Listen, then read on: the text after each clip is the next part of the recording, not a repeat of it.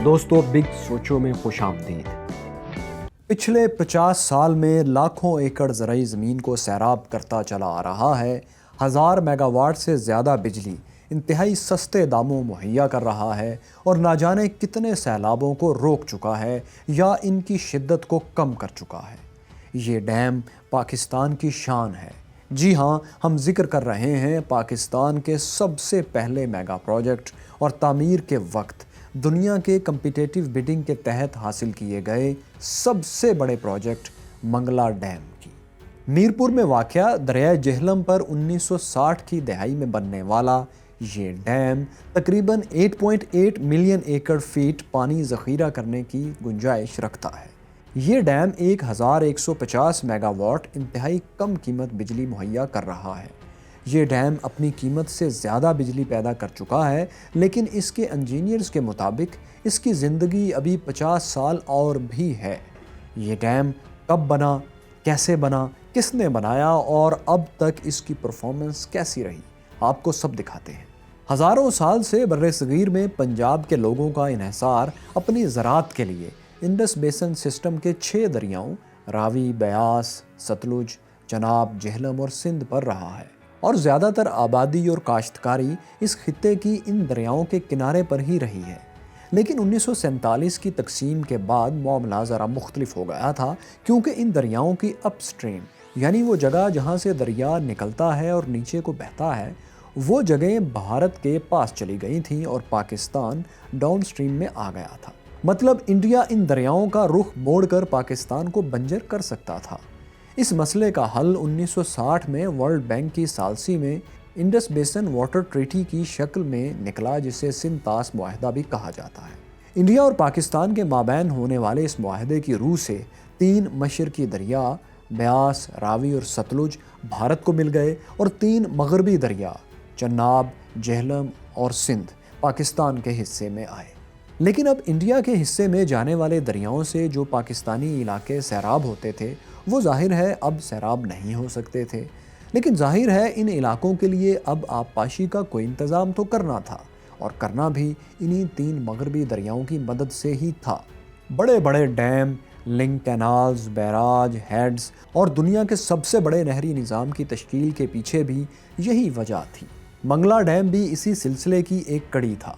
वैसे तो दरिया जेहलम पर डैम बनाने की बातें 1951 से चल रही थीं, लेकिन 1960 में इसको सिंध-तास मुआहदे के नतीजे में शुरू किए गए मेगा प्रोजेक्ट्स में अलग से प्लान किया गया। इसका टेंडर जारी किया गया और दुनिया भर की कंपनी से क्वालिफिकेशंस के लिए दरख्वास्तें तलब कर ली गई। चूँकि ये एक इंतहाई बड़ा और कॉम्प्लेक्स प्रोजेक्ट था, इसलिए इसकी बिडिंग में हिस्सा लेने के लिए शराइत भी बहुत सख्त रखी गई थी। इसलिए सिर्फ 4 कंपनीज बिड में हिस्सा लेने की अहल करार पाईं। 15 नवंबर 1961 को खुलेआम बोलियों के लिफाफे खोले गए और अमेरिका की 8 कंपनीज पर मुश्तमिल कंसोर्शियम मंगला डैम कॉन्ट्रैक्टर्स ने ये प्रोजेक्ट $354 मिलियन में हासिल कर लिया, 35 करोड़ 40 लाख डॉलर्स में। प्रोजेक्ट हासिल करने के बाद सान फ्रांसिस्को, लंदन और कराची में कायम किए गए इसके दफातर में मीटिंग्स शुरू हो गईं। सबसे पहला काम 500 माहिर इंजीनियर्स की हायरिंग का था, क्योंकि इन्हीं माहिरीन ने इस प्रोजेक्ट के प्लान को इम्प्लीमेंट करना था और वर्कर्स से, लेबर से काम लेना था। ये 1960 का ज़माना था। उस वक्त तक मशरकी दुनिया में इस तरह के प्रोजेक्ट्स नहीं होते थे, इसलिए इस काम के लिए तमाम तर माहिरीन मगरिब से आना थे। पाकिस्तानी लेबर मौजूद तो थी, लेकिन वो न सिर्फ नातजुर्बाकार थी, बल्कि उनके लिए ज़ुबान का मसला भी दरपेश था। तो जो माहिरीन उनको ट्रेनिंग दिया करते थे, उनका मतलब समझाने के लिए इंग्लिश से उर्दू में ट्रांसलेट करने के लिए एक तर्जुमान भी साथ होता था। वर्क फोर्स की हायरिंग के साथ साथ दुनिया भर से हैवी मशीनरी मंगवाने का सिलसिला भी फ़ौरन शुरू कर दिया गया। इस ज़माने में $50 मिलियन की हैवी मशीनरी पहले कराची और फिर बज़रिया ट्रेन डैम की जगह तक पहुंचाना शुरू कर दी गई। इस मशीनरी के लिए आर्जी वर्कशॉप्स, पुर्जाजात वगैरह के लिए स्टोर्स और रहाइश गाहों की तामीर फ़ौरन शुरू कर दी गई। बिजली और कंक्रीट के लिए कन्वेयर बेल्ट्स का ऑटोमेटेड सिस्टम तैयार किया गया, जिसमें तकरीबन 10 मील तक की लंबाई की कन्वेयर बेल्ट्स शामिल हुई। मंगला डैम बनाने के लिए सबसे पहला और अहम काम था दरिया को रोककर उसका रुख मोड़ना। یہ اس لیے اہم تھا تاکہ دریا کا اصل ریور بیڈ خالی ہو جائے اور اس کی بنیادوں اور دیواروں پر کام آسانی سے ہو سکے، ڈیم کی تعمیر کا کام۔ ستمبر 1965 میں جب دریا کا رخ موڑنے کے لیے کام تقریباً مکمل تھا تو پاکستان اور بھارت کی جنگ چھڑ گئی، لیکن اس وقت کی حکومت نے ڈیم پر کام نہ روکنے کا فیصلہ کیا۔ اس طرح ہزاروں سال سے بہنے والے دریا کا رخ پہلی بار مصنوعی طریقے سے موڑ دیا گیا۔ اس کے پانی کو سرنگوں کے ذریعے ڈائیورٹ کر کے کچھ آگے پھر اسی دریا کے راستے پر ڈال دیا گیا۔ اس طرح دریا کے ریور بیڈ میں جو گیپ بنا، اس میں اب انجینئرز اطمینان سے ڈیم کی بنیادوں پر کام کر سکتے تھے۔ یہ چیز انتہائی اہم تھی کیونکہ اگر ڈائیورژن وقت پر مکمل نہ ہوتی تو پورا ایک سال ضائع ہو جانے کا اندیشہ تھا، کیونکہ پھر دریا کا پیک ٹائم آ جاتا اور پیک ٹائم میں ڈیم کی تعمیر اور بنیاد بنانا ناممکن تھا۔ اس میگا ڈیم کے لیے 4 امبنکمنٹ والز تعمیر ہونا تھی۔ مین وال اپنی بنیاد سے 454 فٹ اونچی اور لمبائی میں 8400 فٹ ہے۔ دوسری دیوار جو کہ پاور جنریشن کے لیے انٹیک کا کام کرتی ہے، جس کو انٹیک امبنکمنٹ کہتے ہیں، 262 فٹ اونچی اور 1900 فٹ لمبی ہے۔ تیسری دیوار جس کو سوکین وال کہا جاتا ہے، 144 فٹ اونچی اور 16900 فٹ لمبی ہے۔ جری ڈیم وال جو کہ مین ڈیم سے تقریباً 11 کلومیٹر کے فاصلے پر بنتی ہے، وہ بھی اس میگا پروجیکٹ کا حصہ ہے۔ اس دیوار کی لمبائی 6800 فٹ اور اونچائی اس کی بنیادوں سے 274 فٹ ہے۔ اس دیوار میں بھی ڈیم ہی کی طرح سٹیل اور کنکریٹ سے بنی 5 سرنگیں ہیں جو کہ سپل وے کے لیے استعمال ہوتی ہیں۔ یہ دیوار اصل میں جری نالہ کا بہاؤ روکنے کا کام دیتی ہے، لیکن منگلا کے سارے پانیوں کے ساتھ ہی منسلک ہے اور میگا ڈیم پروجیکٹ ہی کا حصہ ہے۔ جب ڈیم میں پانی زیادہ ہوتا ہے تو اس کا اور مین ڈیم کا پانی پیچھے سے آپس میں مل جاتا ہے، یعنی ایک ہی جھیل کی شکل اختیار کر لیتا ہے۔ ڈیم کا پاور ہاؤس انٹیک والی دیواروں کے ساتھ بنا ہوا ہے، جہاں پانی 5 سرنگوں میں سے بہتا ہوا آتا ہے اور ٹربائنز کو چلاتا ہے، جن کی مدد سے ہر ٹربائن اپنے جنریٹر سے 100 میگا واٹ بجلی پیدا کرتی ہے۔ ہر سرنگ اس طرح سے ڈیزائن کی گئی ہے کہ اس میں 2 ٹربائنز نصب ہیں۔ اس طرح منگلا پاور ہاؤس میں کل 10 ٹربائنز نصب ہیں، لیکن یہ 10 کی 10 ڈیم بنانے کے فوراً بعد نصب نہیں ہوئی تھی، بلکہ مرحلہ وار ہوئی تھی۔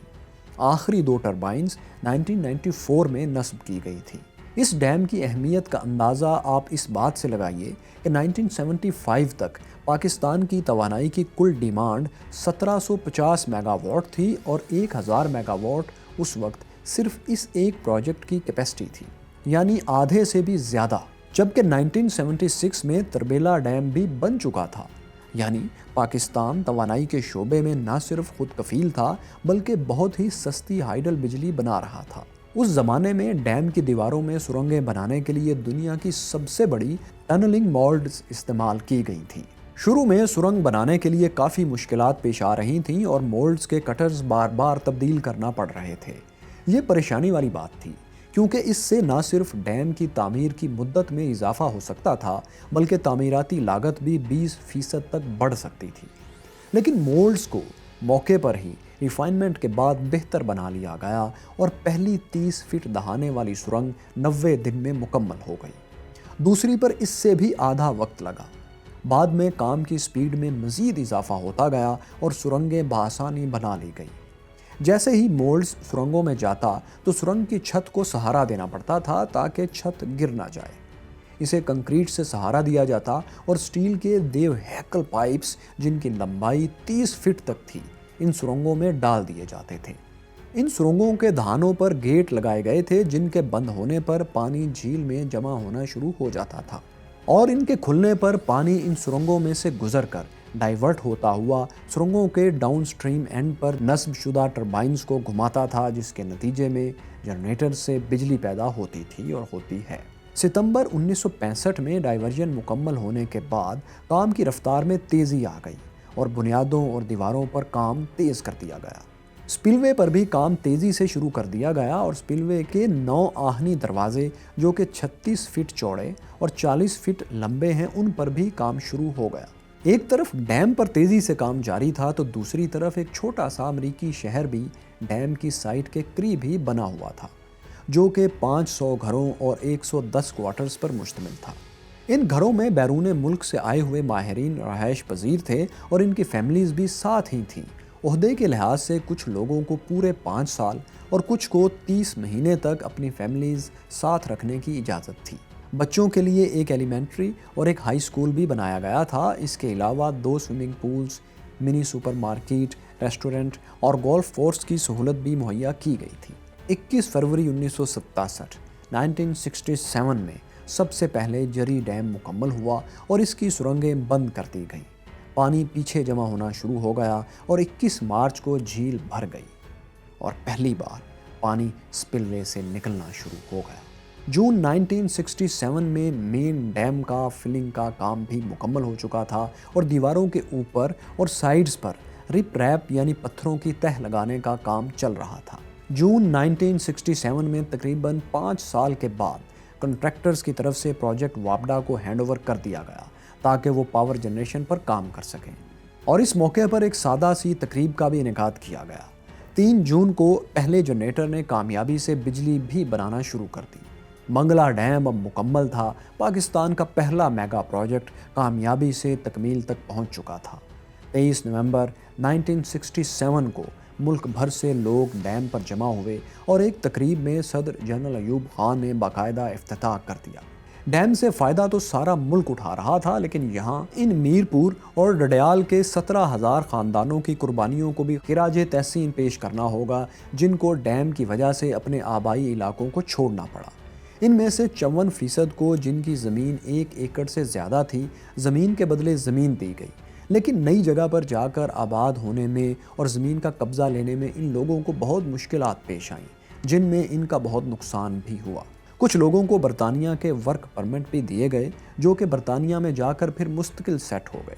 یہی وجہ ہے کہ آج برطانیہ کی کل پاکستانی کمیونٹی کا 70% میرپور ہی کے لوگ ہیں۔ برطانوی شہر بریڈفورڈ کی تو 3/4 آبادی میرپور کے لوگوں پر ہی مشتمل ہے۔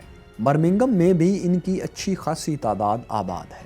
پاکستان میں پانی کی ضرورت پوری کرنے کے لیے 2004 سے 2009 تک اس ڈیم کی دیواروں کی اونچائی میں 30 فٹ اضافہ کیا گیا اور ایک بار پھر میرپور کے لوگوں کو ری سیٹل ہونا پڑا، لیکن اس بار زمین کے بدلے زمین کے بجائے نقد رقم ادا کرنے کی پالیسی اپنائی گئی۔ یہ توسیع لوکل کمپنیز نے چائنیز کے ساتھ مل کر 101 ارب روپے کے بجٹ میں کی تھی۔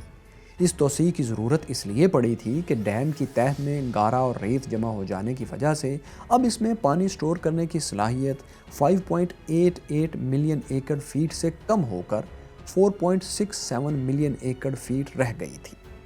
توسیع کے بعد اس میں 2.88 ملین ایکڑ فیٹ اضافہ ہو گیا اور اب بجلی بنانے کی گنجائش بھی 1000 سے 1500 میگا واٹ تک پہنچ گئی ہے۔ سرنگیں اگرچہ اب بھی 5 ہی ہیں، لیکن یہ اضافہ جنریٹرز اور ٹربائن کی اپ گریڈیشن سے ہوا۔ یہاں مزے کی بات یہ ہے کہ منگلا ڈیم کا اصل مین پروجیکٹ تو اپنی طے شدہ مدت سے 1 سال پہلے ہی مکمل ہو گیا تھا، لیکن یہ توسیع منصوبہ طے شدہ ٹائم سے 2 سال سے بھی زیادہ تاخیر میں مکمل ہوا۔ 2009 میں کی گئی توسیع کے نتیجے میں 2010 اور 2014 کے سیلاب سے کافی تحفظ بھی ملا تھا، جبکہ 1.3 ملین ایکڑ اضافی زمین بھی مستفید ہوئی۔ 2009 میں کیا گیا یہ اضافہ تربیلا ڈیم کی تکمیل کے بعد تقریباً 40 سال کے وقفے سے پاکستان کا سب سے بڑا آبی منصوبہ تھا۔ ان تمام سالوں میں پاکستان میں کوئی نیا میگا ڈیم نہیں بن سکا۔ منگلا ڈیم دوستو 50 سال سے زیادہ کی عمر گزار چکا ہے اور ایک انتہائی مفید اور کامیاب پروجیکٹ ثابت ہوا ہے۔ اگرچہ 1971 کی جنگ میں بھارتی ایئر فورس نے بین الاقوامی قوانین کی کھلی خلاف ورزی کرتے ہوئے اس ڈیم پر بمباری بھی کی، لیکن یہ محفوظ رہا۔ ہاں، البتہ پاور پلانٹس کو کچھ عرصہ کے لیے بند ضرور کرنا پڑا تھا۔ گزشتہ نصف صدی میں اپنی تعمیر مکمل ہونے سے آج تک ماسوائے تھوڑی بہت مرمت یا سیپیج کے اس میں کوئی خرابی سامنے نہیں آئی۔ اس کے بنانے والے انجینئرز کے مطابق اس کی عمر 100 سے 110 سال تک ہے، اور اگر شجرکاری اور سوئل کنزرویشن سٹرکچر کی مدد لی جائے تو اس کی عمر میں مزید 100 سال کا اضافہ بھی ہو سکتا ہے۔ تو دوستو، اس منگلا ڈیم پاکستان کے پہلے میگا پروجیکٹ کی کہانی آپ کو کیسی لگی؟ اور آپ کے خیال میں پاکستان کو اور کون کون سے ڈیمز کی ضرورت ہے؟ کیا ڈیمز بننے چاہیے یا ان کا متبادل کوئی اور آپشن بھی ہے؟ آپ کی کیا رائے ہے؟ کامنٹس میں ضرور بتائیے۔ شکریہ۔